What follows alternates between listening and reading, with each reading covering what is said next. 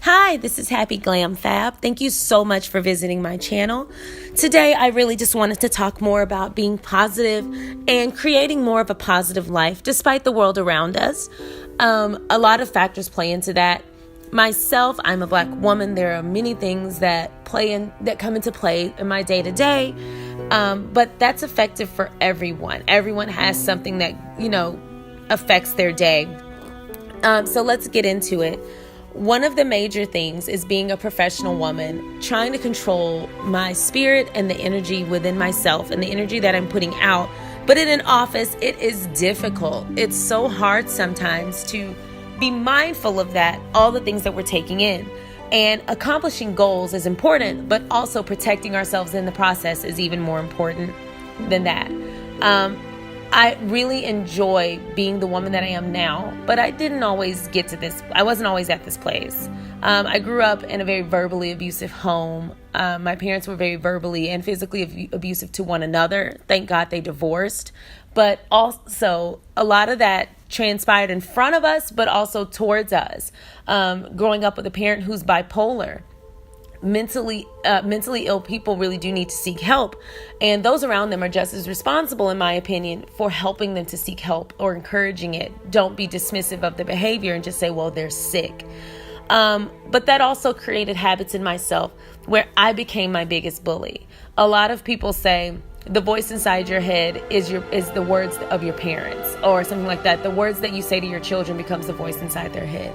And that is true, not to place blame, but I did start to adapt some of that verbiage and some of that intent and ill will towards myself because I felt like that's what I was worth. It took a very long time for me to transcend that and grow out of it. But the way I did it, I didn't let myself become a broken person anymore. I would look at myself in the mirror sometimes and just say, you aren't worth it, because I was fighting to maintain a life, but I didn't see value in my life, and the people around me didn't see value in my life, or at least they weren't saying it. And when I opened up that, I have considered suicide at one point in my life when I was in a very low point, I was dismissed. So the way I came out of that was I started to gain independence and give myself the value and the worth that I felt I deserved. I no longer let people silence me. And when I say silence me, I mean just dismiss what I was saying. Because I felt like I was worth it, I no longer needed their validation. I didn't need them to say, I agree. It would have been incredibly helpful, and I didn't get it, and that was my reality. So instead of laying there taking it, I decided to stand up for myself mentally and spiritually, and eventually that began to transcend into my body and my habits and the way I live. Working for certain people also hurt me in that way. Because I lived with certain types of personalities, I started to manifest that same personality type in every area of my life, whether it was relationships, friendships, and workplaces. I became the victim of bullying. And I was leaving myself, in my opinion, susceptible to that because of the people and the places I was choosing to be around and the places I was choosing to go. I had to change my habits. And the way I did that was isolation.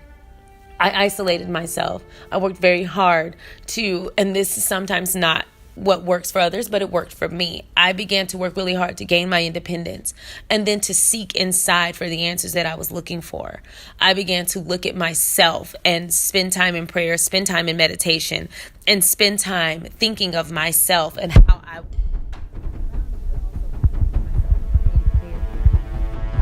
I do feel like your soul is the window to the next realm and to the next life. I feel like we are here but for a short while, and we're here to get a certain amount of things and a certain amount of lessons, but then we're taking that somewhere. This is all not for nothing. So I began to think of, what can I do to make the best of the life that I have? I stopped looking at the people around me, and I truly did start looking at myself. I started to pray, and I started to trust that my inner guide was going to pull me out of it. By doing that, I started to get centered. I really worked toward making sure that I was okay. And by saying that, I mean, I worked out. I started to eat better. When I started to do activities, I did what I enjoyed. I looked at the areas of my life where I could use some growth, and I just took care of it. I started to really look at myself and say, hey, You may have missing pieces, but I can fill those for you. I actually stepped outside of myself and we looked face to face. And I said, hey, I love you enough that I'm going to build you up. I'm going to protect my spirit and protect my peace so that I can actually be here and manifest positivity and maintain positivity. In isolation, I found that I was happier. I was more positive. I wasn't letting the opinions of others taint what I thought of myself. People will tear you down because they don't feel like you're worth it, because they don't feel like they're worth it. 98% of the things and the energy that people put out to you or to others is because of how they feel about themselves. It usually has nothing to do with you, including your parents. So I actually came out of isolation. I met someone. I got married, and it was important to me to marry someone who was, of course, equally yoked, but also who had also gone through that journey, who was also self-sufficient and independent, who loved their family and friends, but didn't necessarily need their family and friends. There's a freedom in that, not needing the validation, not needing anything from anyone, including the people closest around you. I started to encourage myself. If I tell myself I can be successful, guess what the hell I'm about to be? Successful. I'm about to be a successful motherfucker. And I said it and I did it. And it took me 5 years to really, really start to hone in on what I wanted to be, who I wanted to be, and what I wanted to do. I didn't have the naysayers. I started to trust that, okay, I've already accomplished this much with just myself. I've already pulled myself up in this way. I trust that the person I am, the person I'm becoming, are all I really need to sustain a happy life. But beyond that, they're also the person that I need to create happy lives. So when I do have children, I can pass down the healthy habits and I can go ahead and stop the cycle of negativity that I was subject to.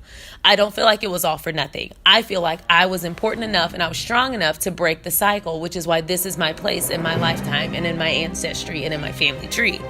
So now I do walk with a lot more confidence. I do feel a lot more confident. And when I am around other people, I feel like myself always. No one can pull my energy out of me. I choose what I give you and I choose what I accept. And if it's not something that is acceptable, I'm happy to walk away from that interaction, still being me. At the end of the day, isolation and meditation truly taught me to be myself at my core and to be positive. I hope this was a great lesson for you. Whoever's out there feeling that same way, I hope that this is something that you can take with you and you can save yourself 5 years and start your journey today. Thank you so much for joining my channel, and I hope this video was great. Please like, subscribe, and follow. Have a great day.